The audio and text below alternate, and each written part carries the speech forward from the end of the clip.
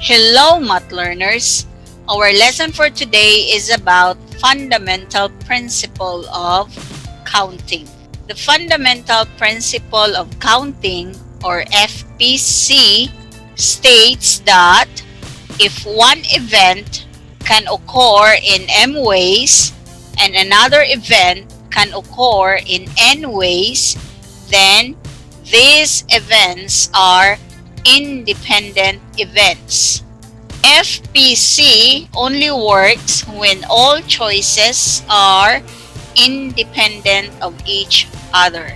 The fundamental counting principle is a rule used to count the total number of possible outcomes in a situation. It states that if there are N ways of doing something and M ways of doing another thing, after that, then there are N times M ways to perform both of these actions. Let us have example. You have 3 shirts and 4 pants. How many different outfits can you choose from? And the answer is 12. 3 times 4 is equal to 12. So there are 12 different outfits.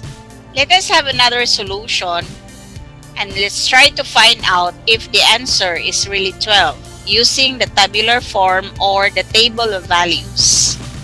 So S will represent the shirt and P for the pants. So here we have S1, P1. We can pair S2 with P1, S3 with P1. Then you can have S1 with P2, S2 with P2, S3 with P2. Or you can have S1 with P3, S2 with P3, S3 with P3. And for the last one, we have S1 with P4, S2 with P4, S3 with P4.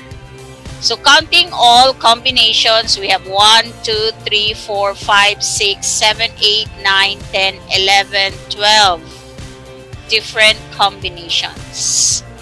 So using the fundamental principle of counting, in which you have 3 times 4, the result is really 12. Next, there are 6 flavors of ice cream and 3 different cones. How many different single scoop ice creams can you order? And the answer is 18. 6 times 3 is equal to 18 different single scoop ice creams you could order. So let us check using the systematic listing. For the cone 1, you can have F for the flavor and C for the cone. So you can have F1, C1, F2, C1, F3, C1, F4, C1, F5, C1, and F6 for C1. Then for cone 2, you have the first flavor. So F1, C2, F2, C2, F3, C2, F4, C2, F5, C2, F6, C2. For the third cone, you have F1, C3, F2, C3, F3, C3, F4, C3, F5, C3, and F6, C3. So all in all, you have 1, 2, 3, 4, 5, 6, 1, 2, 3. So 3 times 6 is equal to 18. So using the fundamental principle of counting, that is 6 times 3 is equal to 18. Next problem. 2-digit numbers are formed from the digits 0, 1, 2, 3, 4, 5, 6, 7, 8, and 9. Letter A. How many 2-digit numbers can be formed? Next, how many of these are even? How many of these numbers are odd? How many of these are less than 50? And How many of these are greater than 49 but less than 70?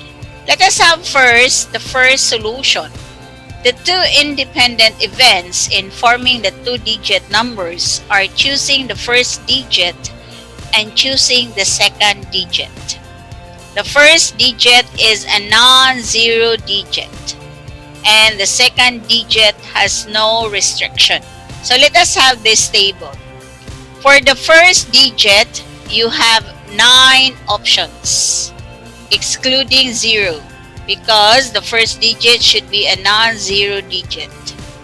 The second digit, you have 10 options, because there are 10 given numbers. So 9 times 10 is equal to 90. So there are 92 digit numbers. Next, the last digit of an even number is either 0, 2, 4, 6, or 8. So the first digit is a non-zero digit. So the first digit, there are 9 options. So excluding 0. And for the second digit, there are 5 options. So 1, 2, 3, 4, 5. So 9 times 5 is equal to 45. So there are 45 two-digit even numbers. Next, the last digit of an odd number is either 1, 3, 5, 7, or 9. The first digit is a non-zero digit. So, for the first digit, you have 9 options. For the second digit, there are 5 options. 1, 2, 3, 4, 5. Therefore, 9 times 5 is equal to 45. So there are 45 two-digit odd numbers. Next, the first digit of two-digit numbers are less than 50 is either 1, 2, 3, or 4. The second digit has no restriction. For the first digit, you have 4 options. 1, 2, 3, 4.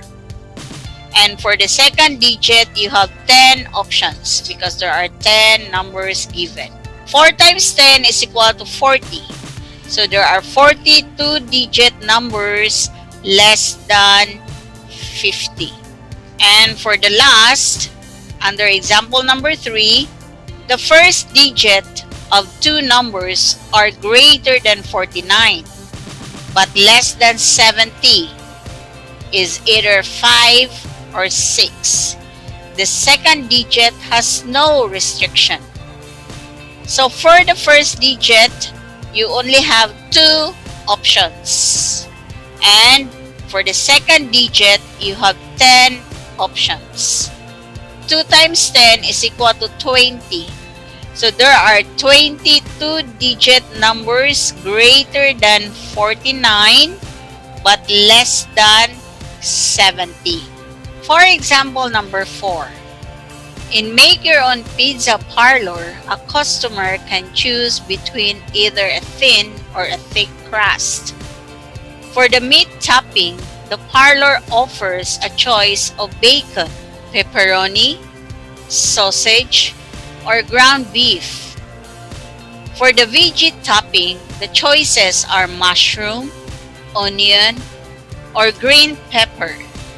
For the cheese topping, one can choose from mozzarella, provolone, blue cheese, or cream cheese. How many different kinds of pizza can be made? So, for the solution, for the crust, there are 2 choices, the thin or the thick. For the meat topping, you have 4 choices. For the veggie, you have 3 choices. And for the cheese, you have 4 choices. So meaning, 2 times 4 times 3 times 4, that is equal to 96. So there are 96 different kinds of pizza can be made. Do you have questions about the fundamental principle of counting? If there is none, then, see you next time. Bye!